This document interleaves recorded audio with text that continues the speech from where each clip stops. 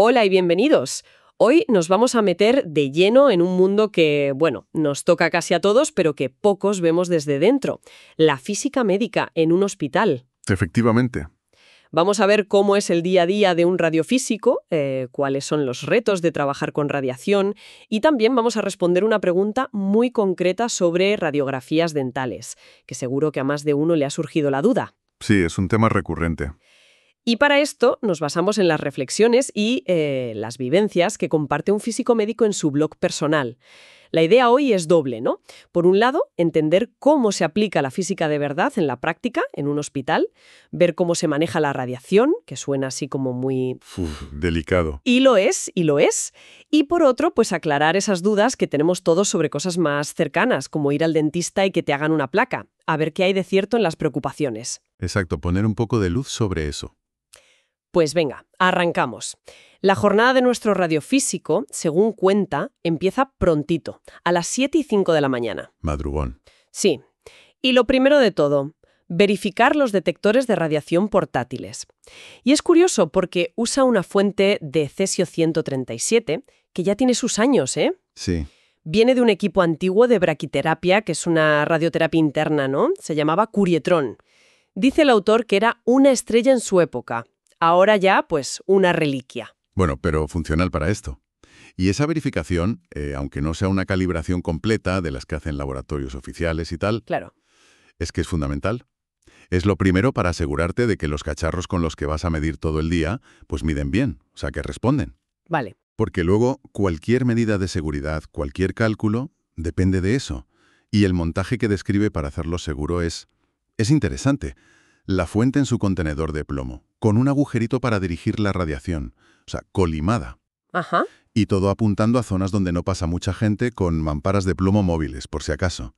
Se nota que la seguridad es, vamos, lo primerísimo desde que empieza el día.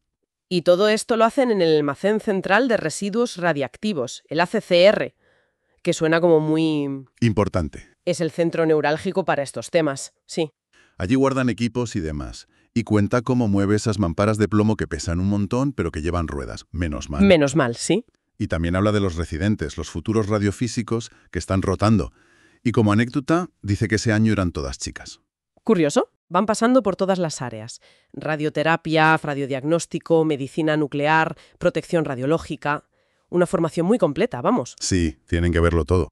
E incluso mete una anécdota histórica de un anatomista alemán, un tal Theodor von Bischoff, que en el siglo XIX decía que la inteligencia dependía del peso del cerebro. Anda. Y daba cifras distintas para hombres y mujeres. Y lo irónico, dice la fuente, es que cuando se murió, su cerebro pesó menos que la media que él había puesto para las mujeres. Toma ya. Curioso. Curioso. Volviendo a la verificación de equipos, que nos desviamos. Sí, no solo miran los detectores de ambiente con el cesio, también revisan los de contaminación superficial. Ah, vale. Para eso usan otras fuentes planas, de carbono 14 y estroncio, que emiten otro tipo de partículas, y aprovechan para hacer una prueba que es clave, la prueba de hermeticidad de las fuentes selladas. Hermeticidad, que no se escapa nada. Exacto. Piensa en las fuentecitas pequeñas que usan para calibrar otros equipos, o incluso algunas para tratamientos. Es vital que no tengan fugas. La prueba es frotar por fuera con una gasa o un bastoncillo, un frotis. Ajá. Y luego medir si ese frotis se ha llevado algo de radioactividad. Es esencial para evitar contaminaciones, por mínimas que sean. Entiendo. Muy importante. Y después de esto, el café. El merecido café. Una pausa que, según cuentas, sirve para charlar con los compañeros. Y bueno, la conversación va por donde va, y menciona que hablaban de política. Lo normal en cualquier trabajo, supongo. Sí, comenta de pasada cosas de actualidad de aquel momento. Pablo Iglesias, Podemos, la dimisión de la ministra de Sanidad, la sensación de que faltaba inversión, lo cuenta como parte del día a día, sin más. Claro, el ambiente laboral. Y justo al volver, llamada de la directora de gestión, preguntando por un mamógrafo nuevo que querían comprar. Ahí está la mezcla. Ahí se ve, perfecto, sí. La rutina técnica, la gestión del hospital, las necesidades clínicas, todo mezclado. Exacto. Y en medio de todo eso, la formación describe cómo la residente está estudiando legislación. ¿Qué decías que era compleja? Es que el campo de la protección radiológica está súper regulado. Directivas europeas, reales decretos aquí en España, guías. El autor dice que pocas áreas tendrán tantas normas. Madre mía. Y la residente también está aprendiendo a calcular blindajes. Que Claro. Eso es complicado. Para hacer una sala nueva o reformar una, hay que calcular cuánto plomo, cuánto hormigón necesitas. Claro, para proteger. Exacto. Y hasta menciona un sistema de puntos de broma, los fisipuntos, para animar con la formación. Qué bueno. Todo esto lo que indica es que la seguridad no es solo aparatos, es también saberse las normas, los procedimientos, al dedillo. Es la base de todo. El autor también mete toques de humor personal. Se compara con Jason Statham en Transporter porque le toca hacer la compra gorda por la tarde.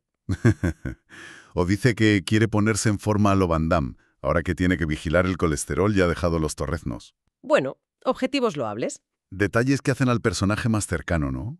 Y también cuenta que recibe a estudiantes de medicina para enseñarles el ACRR. Ajá, pues si te parece, profundizamos un poco en ese ACRR, porque es un buen ejemplo de cómo se aplica todo esto. Dale. Su función principal, según la ley, el RD 783-2001, es guardar temporalmente los residuos radiactivos del hospital. Temporalmente, ¿vale? Claro, hasta que su actividad baje tanto que ya se puedan tratar como basura normal, o bueno, si no, mandarlos a un almacén definitivo como el del Cabril. La clave es que no se libere nada al ambiente. ¿Y cómo lo hacen? Por ejemplo, con los residuos sólidos, gasas, jeringuillas. Pues ahí la clave es el tiempo. Los clasifican por el isótopo que llevan y sobre todo por su periodo de semidesintegración. El tiempo que tarda en reducirse a la mitad. Eso es. Algunos, como el tecnesio 99M, que se usa mucho en diagnóstico, tienen periodos cortos, de horas. En unos días ya no queda casi nada. Rápido. Otros, como el yodo 131, que se usa en terapia de tiroides, tienen periodos de días. Así que necesitas meses para que decaiga lo suficiente. Hay límites muy claros para poder decir esto ya no es radiactivo. O mide casi como el fondo natural, o su concentración está por debajo de un valor muy bajo, como 100 becquerelios por gramo para el yodo 131. El becquerelio es la unidad de actividad. Vale. Y aquí cuenta un caso práctico que es llamativo. ¿Qué pasa si un paciente que ha recibido yodo 131 para tratar un cáncer vomita al poco tiempo? Uf, situación delicada. Porque claro, ese vómito tiene bastante radiactividad. Exacto. El protocolo es muy estricto. Recogerlo todo con cuidado en un bote hermético, llevarlo en un carro blindado con plomo hasta el ACR, estimar cuánta actividad hay y guardarlo en un congelador blindado. Un congelador. ¿En serio? Sí, suena raro, pero tiene toda la lógica. Piensa que ese residuo tiene que estar guardado meses hasta que el yodo decaiga por debajo de esos 100 becquerelios. Claro. ¿Y si no lo congelas? Exacto. La descomposición orgánica, los olores, sería un problema. Así, congelado, se conserva estable. Además, antes le echan un producto para solidificarlo, para que sea más fácil de manejar. Es un ejemplo perfecto de combinar protección radiológica con soluciones prácticas. Ingenioso. Incluso recuerda una anécdota de un exresidente, el coletas le llamaban, que tuvo un caso parecido pero en la calle, con un paciente que iba a casa. Aunque ahí la actividad era menor y el protocolo diferente. ¿Y los residuos líquidos? Porque imagino que la orina de esos pacientes con yodo también será radioactiva. Mucho. De hecho, eliminan casi toda la dosis, como el 90% por la orina. Ahí es nada. La gestión de esos líquidos también está muy pautada. La orina se recoge en tanques enormes, la fuente habla de 2 de 5.000 litros. ¿5.000 litros? Sí. Y funcionan alternativamente. Mientras uno se llena, el otro se deja quieto, envejeciendo, como dicen ellos. Dejando que decaiga la actividad. Exacto. Ese reposo es para que el yodo 131 pierda actividad de forma natural. Aunque la ley les permitiría verterlo tras unos 5 meses de decaimiento, como tardan casi un año en llenar cada tanque, en la práctica está mucho más tiempo almacenado. Más seguridad. Bien pensado. Y al final, cuando la actividad ya es muy baja, lo vacían poco a poco, muy diluido, a la red de saneamiento normal. Se aseguran de que la concentración final sea mínima, menos de 0,75 becquerellos por litro. Que es poquísimo, decías. Poquísimo. Ese límite está puesto para que, si alguien hipotéticamente bebiera continuamente agua con esa concentración, la dosis que recibiría sería menos de la centésima parte del límite anual para el público, o sea, el impacto es despreciable. Vale, queda claro que está todo muy controlado. Y ya acabando la jornada del radiofísico, Sí, cuenta que revisa los controles de contaminación que hacen los técnicos de medicina nuclear y dedica tiempo a un proyecto para medir la dosis en la piel de pacientes. sí, en radiología intervencionista. Eso es, esas operaciones que se hacen guiadas por rayos X que a veces implican dosis altas en la piel. Pueden serlo, sí. Saber qué dosis reciben realmente y también concienciar a los médicos que hacen esas intervenciones para que usen la menor radiación posible y hagan seguimiento a si se superan ciertos niveles. Optimización y vigilancia, fundamental. Y el día termina con una nota personal. La buena noticia de que su cuñado ha dejado de fumar. Parece que por conversaciones previas sobre los riesgos del tabaco que él mismo había comentado en su blog. Hombre, una buena noticia siempre viene bien. Un pequeño éxito. Todo este control interno, esta minuciosidad en el hospital es impresionante. Pero, ¿cómo conecta esto con las dudas que podemos tener fuera, en cosas más del día a día? Y eso nos lleva a la segunda fuente de hoy. Exacto. Cambiamos de tercio. Pasamos de la rutina interna a una preocupación externa muy concreta. Una consulta ciudadana. Una madre pregunta por qué a su hija de 16 años no le pusieron el protector de tiroides, el collarín de plomo. Sí, el típico. Al hacerle una radiografía panorámica dental, una ortopantomografía. Y pregunta si es necesario o no. Una duda muy común, la verdad. ¿Y qué le responden en la fuente? Pues la respuesta se basa en guías internacionales de la OIEA y europeas. Y tiene matices, ¿eh? No es un sí o un no rotundo. A ver. Primero, dice que el uso rutinario del protector en panorámicas no es necesario si el equipo está bien, si funciona correctamente y sobre todo si está bien colimado. Colimado. Que el haz de rayos X va solo a donde tiene que ir. Justo, solo a la mandíbula y dientes, no al cuello. Segundo, que sí podría usarse en casos muy específicos donde la tiroides esté más expuesta, o en embarazadas, más por dar tranquilidad que por necesidad real si la técnica es buena. Vale. Tercero, y esto es clave para la consulta de la madre, recomiendan dar el protector si el paciente o los padres lo piden. Importante. Muy importante. Cuarto, diferencia con las radiografías pequeñas, las intraorales. Ahí sí suele recomendarse en menores de 30, aunque una buena colimación también protege mucho. Y quinto, volviendo a las panorámicas, avisa de que poner el protector a veces es difícil, sobre todo en niños, y puede tapar cosas en la imagen. Claro, ¿y si tapa algo? Pues igual hay que repetir la radiografía. Y eso sí que es más dosis. Entiendo. Entonces, si el equipo está bien y no apunta al cuello, ¿de dónde viene esa poquita dosis que puede llegar a la tiroides? Esa es la clave. La fuente lo explica bien. En una panorámica bien hecha, la tiroides no recibe el haz directo. La dosis que le llega es por radiación dispersa. Radiación dispersa. Imagina que los rayos X chocan con la mandíbula. Pues una parte de esa radiación rebota para todos lados, como una bola de billar, ¿sabes? Vale, sí. Esa es la dispersa. Es mucho más débil que el haz principal, 100 o 1000 veces menos, pero se dispersa. El collarín protege bien del haz directo, pero no es tan bueno parando esa radiación dispersa que viene de todas partes. Claro. Por eso, la mejor protección para la tiroides en estos casos es que el haz esté perfectamente ajustado, bien colimado, y eso se comprueba en los controles de calidad que hacen los radiofísicos cada año en las clínicas dentales. Entendido.